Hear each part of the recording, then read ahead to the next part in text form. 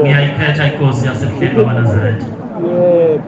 uNkulunkulu oyingcwele kuqabadelo wasebuhleni bamaNazaretha, le ngane eguqe phambi kobuso bakho unqobana wakwaNdlovu ey'ntabeni zaseMtuba eMpomoka Inhloshwa, ngibonga igama loNyasi. Silapha mnikazi wezinto zonke ukuzozicelela kuwe ukuthi usenze baba wethu oyingcwele wasezulwini.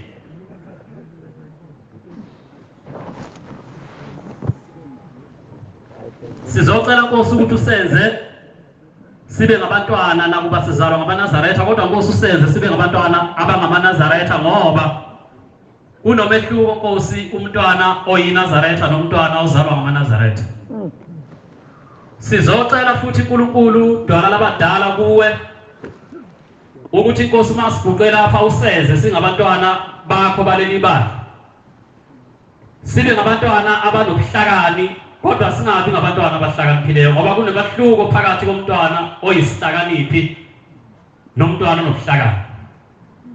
Uma silapha Nyazi lwezulu abantwana abayizihlakaniphi badidekile ukuthi wena ungubani, kodwa abantwana abanobuhlakani bayazi ukuthi wena uNkulunkulu okhokho bethu. Futhi wena Nyazi lwezulu wawukhona Nkosi umhlaba ungakaqini, wawusukhona ngokomoya futhi uThixo. Ayibonge igama leNkosi. Amen.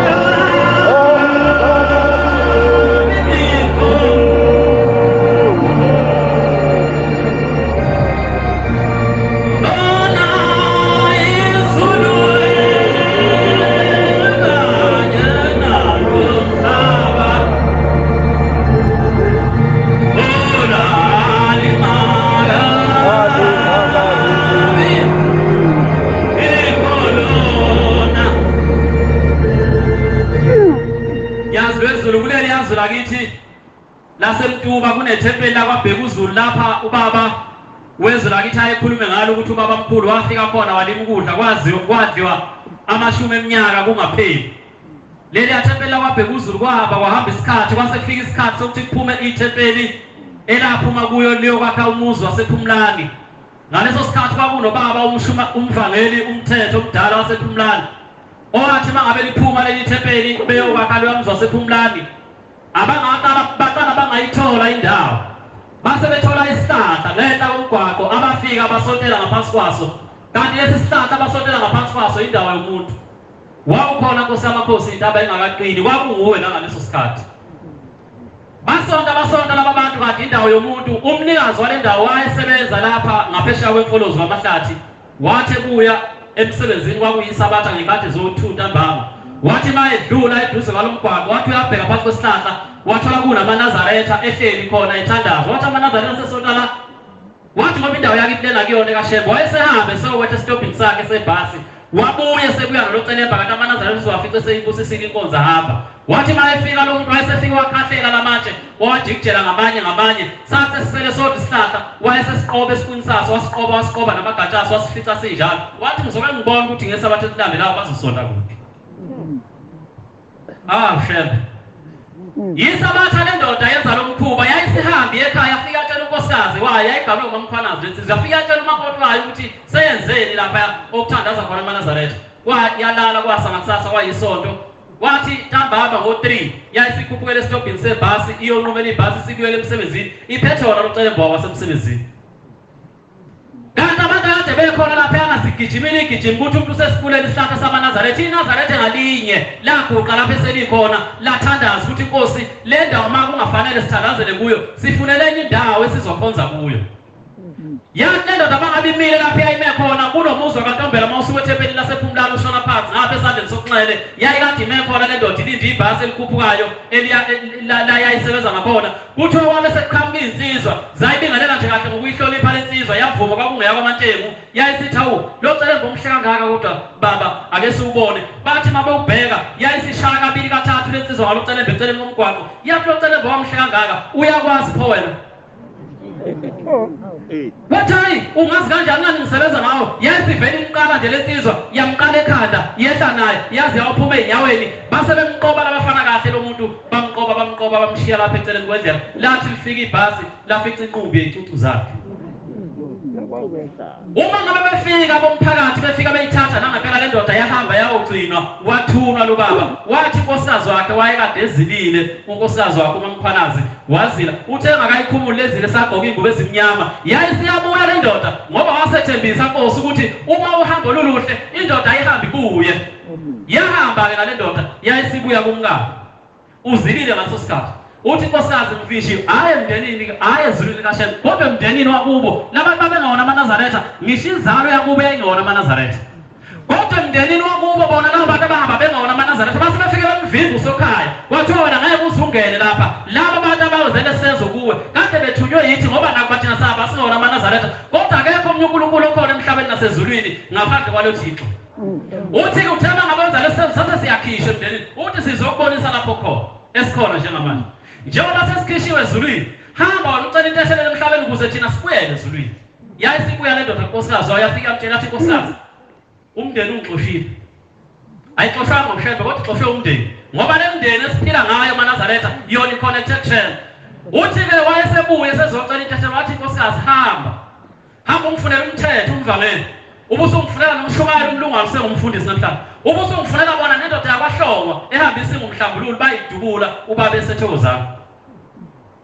Uthi hamba ungifundele laba bantu ebese uhamba uyonikela ngale ndawo yonke le ndawo yakithi sengiyinikeza uShembe namhlanje nangempela abesefika lamadoda asezulwini okwathiwa lo nkosikazi akahambiye kuwo wayesefike ehamba nawo ngoba ngesikhathi esekwenzile ukubase besota endlini eyiyona kwaMthengu wayinkomo ezimnqini wayesethi phumani-ke lapha endlini eyizona kusho le nkosikazi igqoke ingubo ezimnyama yayesithi phumani lapha endlini eyiyona uthe ukuyelwa le ndawo ikanyiwe ephusheni ikalwa umkhwenyana walo mama uthi wayesethi uthi angohamba lapha wathi angohamba nje kanjena wayikama yonke le ndawo wathi yobanikeza yonke le ndawo abantu baShembe besonte khona lapho kwakhe khona ithempeli noma umuzi wasePhumlani kwakuyindawo leyana yakwaMantengu okwabuya uMantengu ezocela ngayo intethelelo wathi akunikelwe ngawo uShembe ukuze yena ezokuyela nomndeni lona sewukhipha ezulu lakubonga igama lonyaka ngonyaka uNyazi maNazaretha okade angisazi uplonyaka okade lukhona ngawo la eThekwini liyogeza amasosha kwakuDisemba ngaleso sikhathi sehla izinsizwa zehla isuka eMagoli zisuka koThekwini zidilinga inkalo zonke zibheke emakhaya sathi bangabe sehla nathi izinsizwa sasinazo khona ngapha eGoli ezazizokwehla ziza ngapha kopangeni koFryhead ziyodlula koFullcrust zisuka lezi zinsizwa njalo ntambama mangabe seyishayisile awufundulela uKristu zase zisuka lezi zinsizwa sezehlela unyuyi zehla zathi mayingena la eFullcrust kuneyimpunguke lapha yana ebusuku zathi mayidlula nje eFullcrust emajikeni lapha ngezikhathi zo2 eNtathakusa sisemakhaya ithi-ke lensizwa sithemba ngabe sihamba ngoba zaziza lapho kunobaba okwakunobaba khona eyogeza khona amasosha ithi sithemba ngabe sidlula lapha emgwaqweni sasibona intombi enhle iy'khathi o-2 kuya ko-3 ekuseni uthi sayibona le ntokazi uthi iphethe amasuitcase amakhulu ney'khwama noplastic bo-Shoprite naba ko-Spar uthi sathi dlula lo muntu usashaya amalayithi ethithize emgwaqo, uthi ashaya amalayithi abuyele eceleni, uthi sathi singaphambili, uthi sathi sikhumbuza ukuthi madoda siyakushembe. Uma ngabe lo muntu uyakushembe ngoba siyambona ugaxa ifoto lonyazi, siyofika esithini lapho esiyakhona. Uthi sathi zima lezi sizoyihamba nge-Avanza, uthi sathi siyahlehla, uthi sahlehla sambuza, sathi kodwa sisingalesi sikhathi endaweni embi kangaka ubina namajika, kwenzenjani? Wathi hayi ngishiwe imoto lapha, wathi ngithatheni, wathi uyayibona le moto uthi nestika sonyazi, wathi ngiyalapha ubaba akhona ayogeza khona abantu kwamasha. Uthi ke la isisuka nangabe le ntombazane zase zineshawu insizwe kulabo besifazane, yethu insizwe yayihleli phambili zapitshana ngapha ngemuva.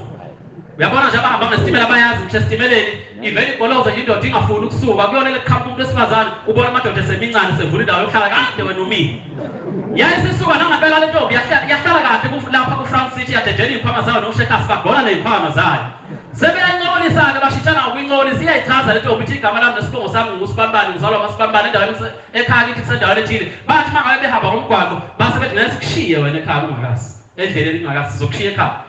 Base beyadirect intombazane yathi jikani la, yathi jikani, yathi ngenani, yathi jikani, yathi ngenani. Bathi uma befika nangempela kusemakhaya nanku umuzi, base belayitha ngamalayitha emoto, yathi mani lapha-ke ngisawuna ufunela imali ekhaya. Ithe uma ngabe ingena le moto lengane ngaphakathi ekhaya, yayisifika ingqongqoza yavula yangena. Bathi laba ngesikhathi besemotweni babona kukhanya ilayithi ngaphakathi endlini, yangena le ntombazane likhanya lela isikhashana babona sekucima, bahle laba basemotweni hawu ngoba seliyacima ilayithi kusho ukuthi useyaphuma kusezosinikeza imalini. Lacima ilayithi bahlala kwaze kwayiyo le ndaba, bathi ha nango wena Sibanibani, wena ubumgomelo weplastiki wazomehlela phambili, hamba uyongqongqozela ufuna imali. Wehla lona wayongqongqoza laphayana, ufica isalukazi uyangqongqoza, isalukazi saqala phansi sadaba sabuye sazovula iminyango sathi elisuka ngalesi sikhathi, wathi hayi sifuna intombazane yabantu, wathi yala ekhaya, wathi ubani igama lakho, wathi uSibanibani, wathi nimboneni, waqale sigibele nawe ufike wehla la, wavele wajika lo wahamba walanda bonke laba basemotweni. Bathi uma ngabe befika la sahlala phansi isalukazi savusa iy'ngane zonke sahlala phansi. Wathi ubani nimfuna ngoba musho ngegama, wathi simthole endaweni ethile ubephethe isulukesi eliwumbala othile, lelo sulukesi bayalazi la ekhaya. Wathi bephethe no-plastic bag, nabo plastic bayabazi lapha ekhaya. Hawu zase zaqala zachiphisa iy'ngane inyembezi, zakhala iy'ngane, kanti iy'ngane zakhe lezi ey'khala. Sithi salukazi siyakhuluma kwehle inyembezi, sithi salukazi hawu bantu abami nibona kukhala iy'ngane nami ngikhala nje. Lesi sikhwama nithi nani siphethe, sathi sithele isalukazi ngale, sathi nasi leso sikhwama, sathi no plastiki. Wathi kodwa sebaphela, wathi loyo muntu waphelela endleleni khona lapho enimthole khona, wayekade ehleza lapha ekhaya. Wathi kwafika sekufika leso sikhwama sakhe sodwa no plastic bakhe bogwena, wasala lapha endleleni. Bathi laba hayi mani wegogo size naye nje ufike walayitha, base bevele bekhanyisa. Isalukazi sathi bantu abami niyasibona lesi sithombe, bathi masithi ziyabheka la ngempela lesi sithombe, hawu webabo uye ngempela phela lona isithombe sakhe sesifreyo sanani selodongweni. Bathi ngoba uye ngempela nasi isithombe sesibhala umbhalo omkhulu lapha ngezansi sathi rest in peace. Uthi lo muntu wahamba emhlabeni ngesikhathi esithile, kanti le ntombazane ithi nami ngiyakhona lapho uShemba kawugeza khona abantu. Zaseyidlula lezi insizwa, zithe uma ngabe yifika onyazini lwezulu, hawu uNkulunkulu uThixo. Zithe uma ngabe yifika lezi insizwa phambi kwesihlalo sonyazi lwezulu laphayana kwamashu, zaseyifike zilibika lolu daba, yayisithula indondumusa yasenza lesi smile sayo, ithi hawu bafana bami, ithi senikhulile namhlanje. Ithi le ntombazane lapho eliyithole khona, uthi mina ebengithaye imelaphi izothola nangoba bekade niza la. Uthi leyo ntombazane ngesikhathi niyishiyana lapha ekhaya, uthi ixhumeze imoto, uthi kade ifile bese ngilinde nina ukuthi nifike lapha nizoyibika. Wathi Nkosi ngibusise. Amen. Yazulu la sibuya khona sibuye eGoli, ngiyacela uNkulunkulu ukuthi kuleli yazwe sibuya kulo noma ngabe zikhona Nkosi inxushunxushu esingeke sikhulume ngazo, kodwa wena ngoba uThixo uhlola inhliziyo nemiqondo yethu nokwenza kwethu. Kukhona abantu Nkosi amakhosi abenza kahle phambi kwamehlo ethu, benze kahle Nkosi nawe, kodwa wena uyayibona inhliziyo zabo ukuthi abakwenzayo bakwenza umholo womoya wakho noma bakwenza ngoba Nkosi beney'nhloso zabo ey'thile.